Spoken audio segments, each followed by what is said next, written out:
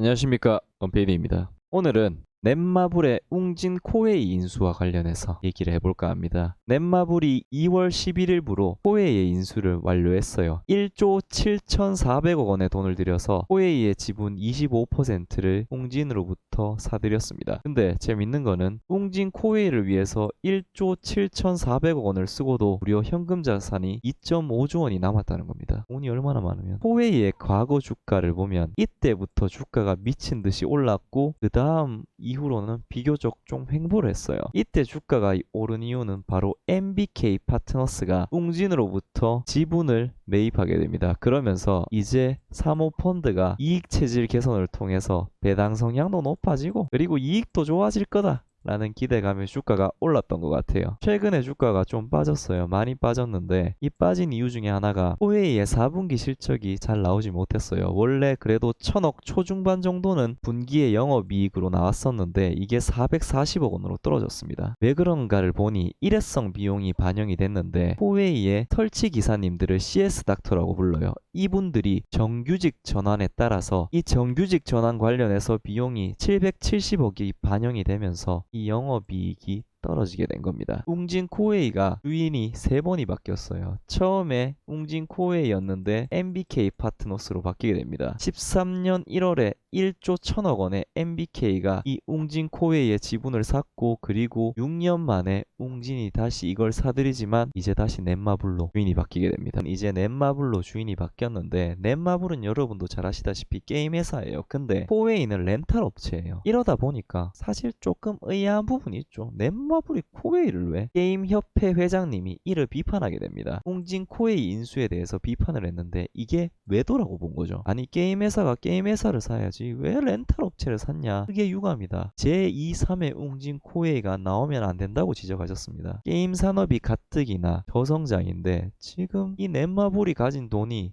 왜 렌탈 업체 사는데 들어가느냐 이겁니다. 그러면 도대체 넷마블은 왜 코웨이를 샀냐? 넥슨 매입에 넷마블이 참여를 했지만 불발로 돌아갔어요. 이 상황에서 적절한 게임 투자처가 없었는데 코웨이라는 메머드급 매물이 나오게 된 겁니다. 현금을 보유하고 있는 것보다는 미래를 위해서 투자를 하는 게 낫다고 판단하면서 이 훌륭한 매물에 대한 투자를 하게 된 거죠. 아까 말씀드렸다시피 넷마블은 지금도 2.5조 원 이상의 돈이 있었는데 코웨이 인수 전에는 거의 4조 원 이상의 돈이 있었기 때문에 현금성 자산이 굉장히 많았죠. 그러다 보니까 이거를 놀리는 것보다는 코웨이를 인수하는 게 훨씬 낫다고 본 겁니다. 넷마블이 주장하는 코웨이 인수는 좀 이런 거예요. 뭐냐? 방준혁 대표의 뜻이 강하게 반영됐는데 바로 이 구독경제, 렌탈 사업이 구독경제라는 거죠. 이 구독경제에다가 우리가 가진 AI 기술과 클라우드 등의 기술을 접목하면 스마트홈 서비스를 통해서 이 넷마블과의 시너지가 가능하다는 겁니다. 넷마블이 가지고 있는 기술을 여기다가 모든 디바이스에 접목을 하면 이게 바로 시너지 효과를 낼 수 있다는 그럴듯한 인수 이유를 밝혔습니다. 그럴듯하긴 한데 제가 엔지니어나 기술 전문가가 아니라서 잘 모르겠네요. 하지만 제가 보는 넷마블의 코웨이 인수는 따로 있는 것 같아요. 넷마블의 이익 추이를 보면 2016년 연말에 리니지2 레볼루션을 출시하게 됩니다. 그러면서 이때 가장 많은 영업이익을 거두지만 그 다음부터 영업이익이 하향세를 보여요. 처음에 이 매출액이 굉장히 높았지만 점점 매출액이 떨어지면서 영업이익에 영향을 주게 되는 거죠. 이 게임 업체마다 다르긴 하지만 리니지를 보유한 NC소프트는 좀 다르지만 넷마블 같은 경우는 출시되는 신작 게임의 영향을 받아서 이 매출이 안정적이지 못해요. 반면에 코웨이는 렌탈 업체이다 보니까 이 매출액과 영업이익이 꾸준한 편이에요. MBK가 인수하고 나서 영업이익이 꾸준하게 나왔습니다. 비교적 꾸준하게 나왔고 그리고 매우 크진 않지만 이익이 꾸준하게 성장을 했어요. 이렇다 보니까 이 넷마블의 들쑥날쑥한 영업이익 구조와는 다르게 안정적이고 그리고 꾸준하게 성장하는 이 비즈니스가 굉장히 매력적으로 느껴지다 보니까 이 코웨이를 인수한 것 같아요. NC소프트는 리니지 IP 파워를 통해서 영업이익이 꾸준히 성장하면서 주가 역시 비교적 꾸준히 성장했어요. 반면에 넷마블은 안정적인 이익을 못 내면서 주가가 상장일에 가장 낮은 수준에 머무르고 있습니다. 그러다 보니까 이 안정적인 이익을 거두고 꾸준히 성장하는 렌탈 사업을 가지고 있는 코웨이를 인수한 것 같아요. 실제 코웨이를 보면 안정적인 것에 더해서 고성장성까지 갖추고 있어요. 국내 같은 경우는 사실 별로 별로 재미가 없어요. 작년에 4%밖에 성장을 못했는데 해외로 가면 완전히 얘기가 달라집니다. 작년에 37%나 성장을 했고, 이 37%가 성장한 이유는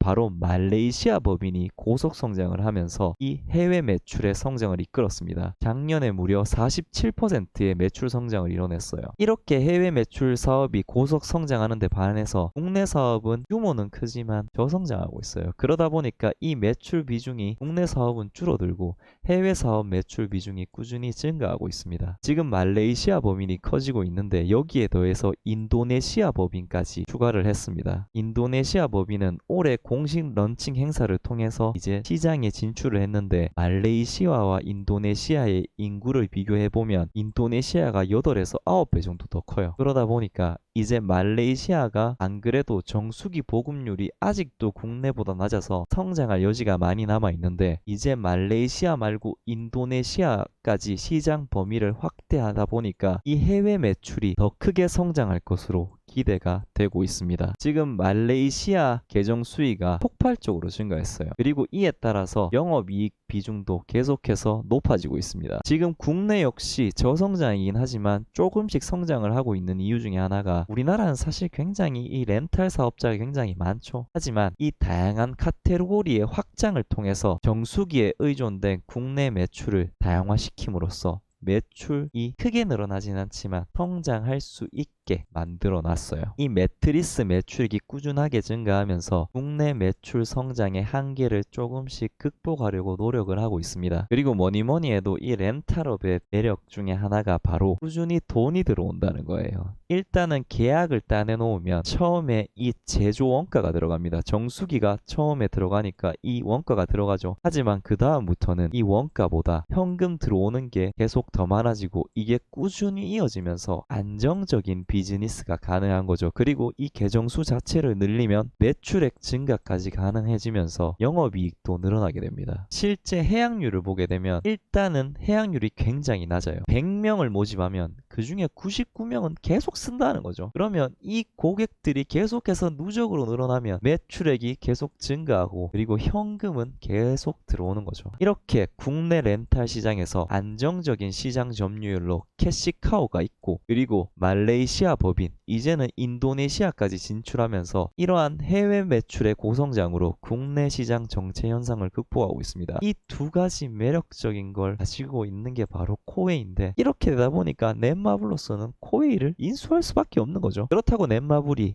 게임 사업을 포기하는 건 아니겠죠. 7개의 대제를 최근에 출시를 했는데 이게 47개국에서 굉장히 인기가 좋습니다. 그리고 자체 IP인 세븐나이츠를 출시하면서 또다시 매출액의 레벨업을 깨하고 있어요. 그리고 코웨이는 작년에 일회성 비용으로 영업이익이 줄어들었지만 올해는 그런 일회성 비용이 없어지면서 다시 매출액과 영업이익이 성장할 것으로 전망이 되고 있습니다. 이제 올해부터 코웨이의 지분법 이익을 넷마블이 반영하게 되는데, 그렇게 되면 1100억 정도의 연간으로 지분법 이익이 잡힐 것 같아요. 그러면 넷마블은 연간 3000억 정도는 벌 수 있는 회사가 될 것 같아요. 물론 게임의 출시 여부에 따라서 이 사이클이 있긴 하지만 어쨌든 이제 1100억 정도 안정적인 순이익을 벌 수 있는 비즈니스를 추가했습니다. 지금 게임의 출시에 따라서 주가가 쭉 떨어졌는데 이제 이 안정적인 비즈니스 추가를 통해서 과연 넷마블이 이 주가 하락에서 벗어나서 게임 출시를 통한 추가적인 매출액 증가와 이 안정적인 비즈니스에서 나오는 매출액으로 주가 상승을 이뤄낼 수 있을지, 아니면 어떻게 될지, 아니면 넷마블이 말한 대로 AI를 디바이스에 적용시켜서 정말 시너지 효과를 통해서 폭발적인 영업이익을 낼지 한번 지켜보는 것도 재밌을 것 같습니다. 저는 오늘 여기까지입니다. 감사합니다.